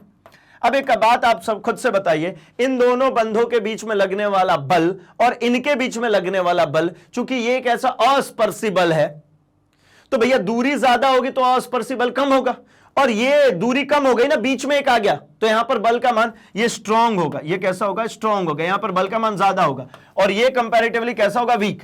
इसीलिए जो प्योर मेटल्स थे उनमें तन्यता का गुण इतना ज्यादा नहीं था तो उसको इंप्योर कर दिया। जैसे आयरन में उतनी तन्यता की गुण नहीं थी तो हमने उसके अंदर कार्बन को ट्रीट किया और उसको बना दिया कि अब ये स्टील बनाया तो उसमें तन्यता का गुण बढ़ गया, मतलब स्टील जो होगा वो ज्यादा तन्य होगा, तांबा कम होगा। तो ये तो गलत हो गया, ये तो सही है, यंग मॉड्यूलस के जरिए आप कैलकुलेट करते हैं, ये बिल्कुल सही है ना, FL/del के जरिए, ठीक है। आप इसके जरिए कैलकुलेट करते हैं जितना आपने बल लगाया, जो उसके लेंथ में चेंज हुई, टोटल लेंथ, और ये क्या होता है, चेंज इन लेंथ, ठीक है। तो इसके द्वारा हम कैलकुलेट करते हैं, ये बात सही है, मतलब असर्शन करेक्ट है और रीजन इनकरेक्ट है। देखते हैं जरा एक बार, ए सत्य किंतु आर असत्य, तो ए ऑप्शन सही है ना। और ऑप्शंस कैसे रहते भाई, ए असत्य किंतु आर सत्य, ना भाई ए और आर दोनों सत्य है एवं आर ए का सही व्याख्या है, नहीं दोनों सत्य तो है ही नहीं, ए और आर दोनों नहीं, खत्म हो गई पिक्चर, दोनों सत्य कह दिया, नहीं तो मेरे को ऐसे जाना पड़ता कि एक सत्य है दूसरा, भाई दोनों सत्य होंगे तभी असर्शन रीजन का व्याख्या होगा। अगर पहले ही केस हो गई कि भैया रीजन गलत है तो गलत है, ऐसी वाली केसेस तो बनेंगी ही नहीं। तो इसका आंसर क्या होगा, इसका आंसर होगा ए, असर्शन करेक्ट है, जो अभिकथन है वो सत्य है, लेकिन रीजन इसका जो है वो क्या है, वो गड़बड़ है। तो भैया यहां पर हमने 2022 में पूछे गए सभी प्रश्नों के सॉल्यूशंस कर लिए, ठीक है, और हमने देख भी लिया कि कितना आसान होता है हमारा नीट का पेपर। अगर हम बात करते हैं हमारे फिजिक्स के सेगमेंट से तो डायरेक्ट क्वेश्चन पूछे जाते हैं, टू द पॉइंट पूछे जाते हैं, एनसीईआरटी बेस्ड क्वेश्चंस पूछे जाते हैं। तो अब आपको घबराना, परेशान होने की बिल्कुल भी जरूरत नहीं है। अगर आप इस वर्ष या आगामी वर्षों में देने वाले हैं नीट के एग्जाम तो आपको परेशान नहीं होना है, आपको सिंपली करना है जो कि मैग्नेट ब्रेन्स ऑलरेडी प्रोवाइड करते हैं आपको एनसीईआरटी बेस्ड कोर्स कंटेंट। आप जाइए, सिंपली वो पूरे कोर्स कंटेंट को फॉलो कीजिए, जहां पर आपको सभी चैप्टर्स के topic wise videos, complete chapter revision, MCQs, NCERT solutions, extra numerical problems and article based numerical problems आपको देखने को मिल जाती है। साथ ही साथ आपको एनसीईआरटी एंड एनसीईआरटी के एग्जाम्पलर के भी सॉल्यूशंस आपको मिल जाते हैं। इतनी सारी अगर तैयारी हो गई तो नीट में तो हम फोड़ देंगे। तो भाई जिस तरीके से आपने अभी ये सारा पूरा कोर्स कंटेंट देखा, इसी तरीके से आपको कोर्स कंटेंट के पीडीएफ्स, कोर्स कंटेंट्स के लिए ई बुक्स अगर आपको चाहिए तो वीडियो के डिस्क्रिप्शन बॉक्स में जाइए, लिंक को फॉलो कीजिए एंड चेकआउट कर सकते हैं आप अपने लिए बुक्स एंड ई बुक्स जो कि एक्सक्लूसिवली मैग्नेट ब्रेन्स की टीम द्वारा आपके लिए डिजाइन की गई है एंड अब वो हिंदी मीडियम में भी अवेलेबल है।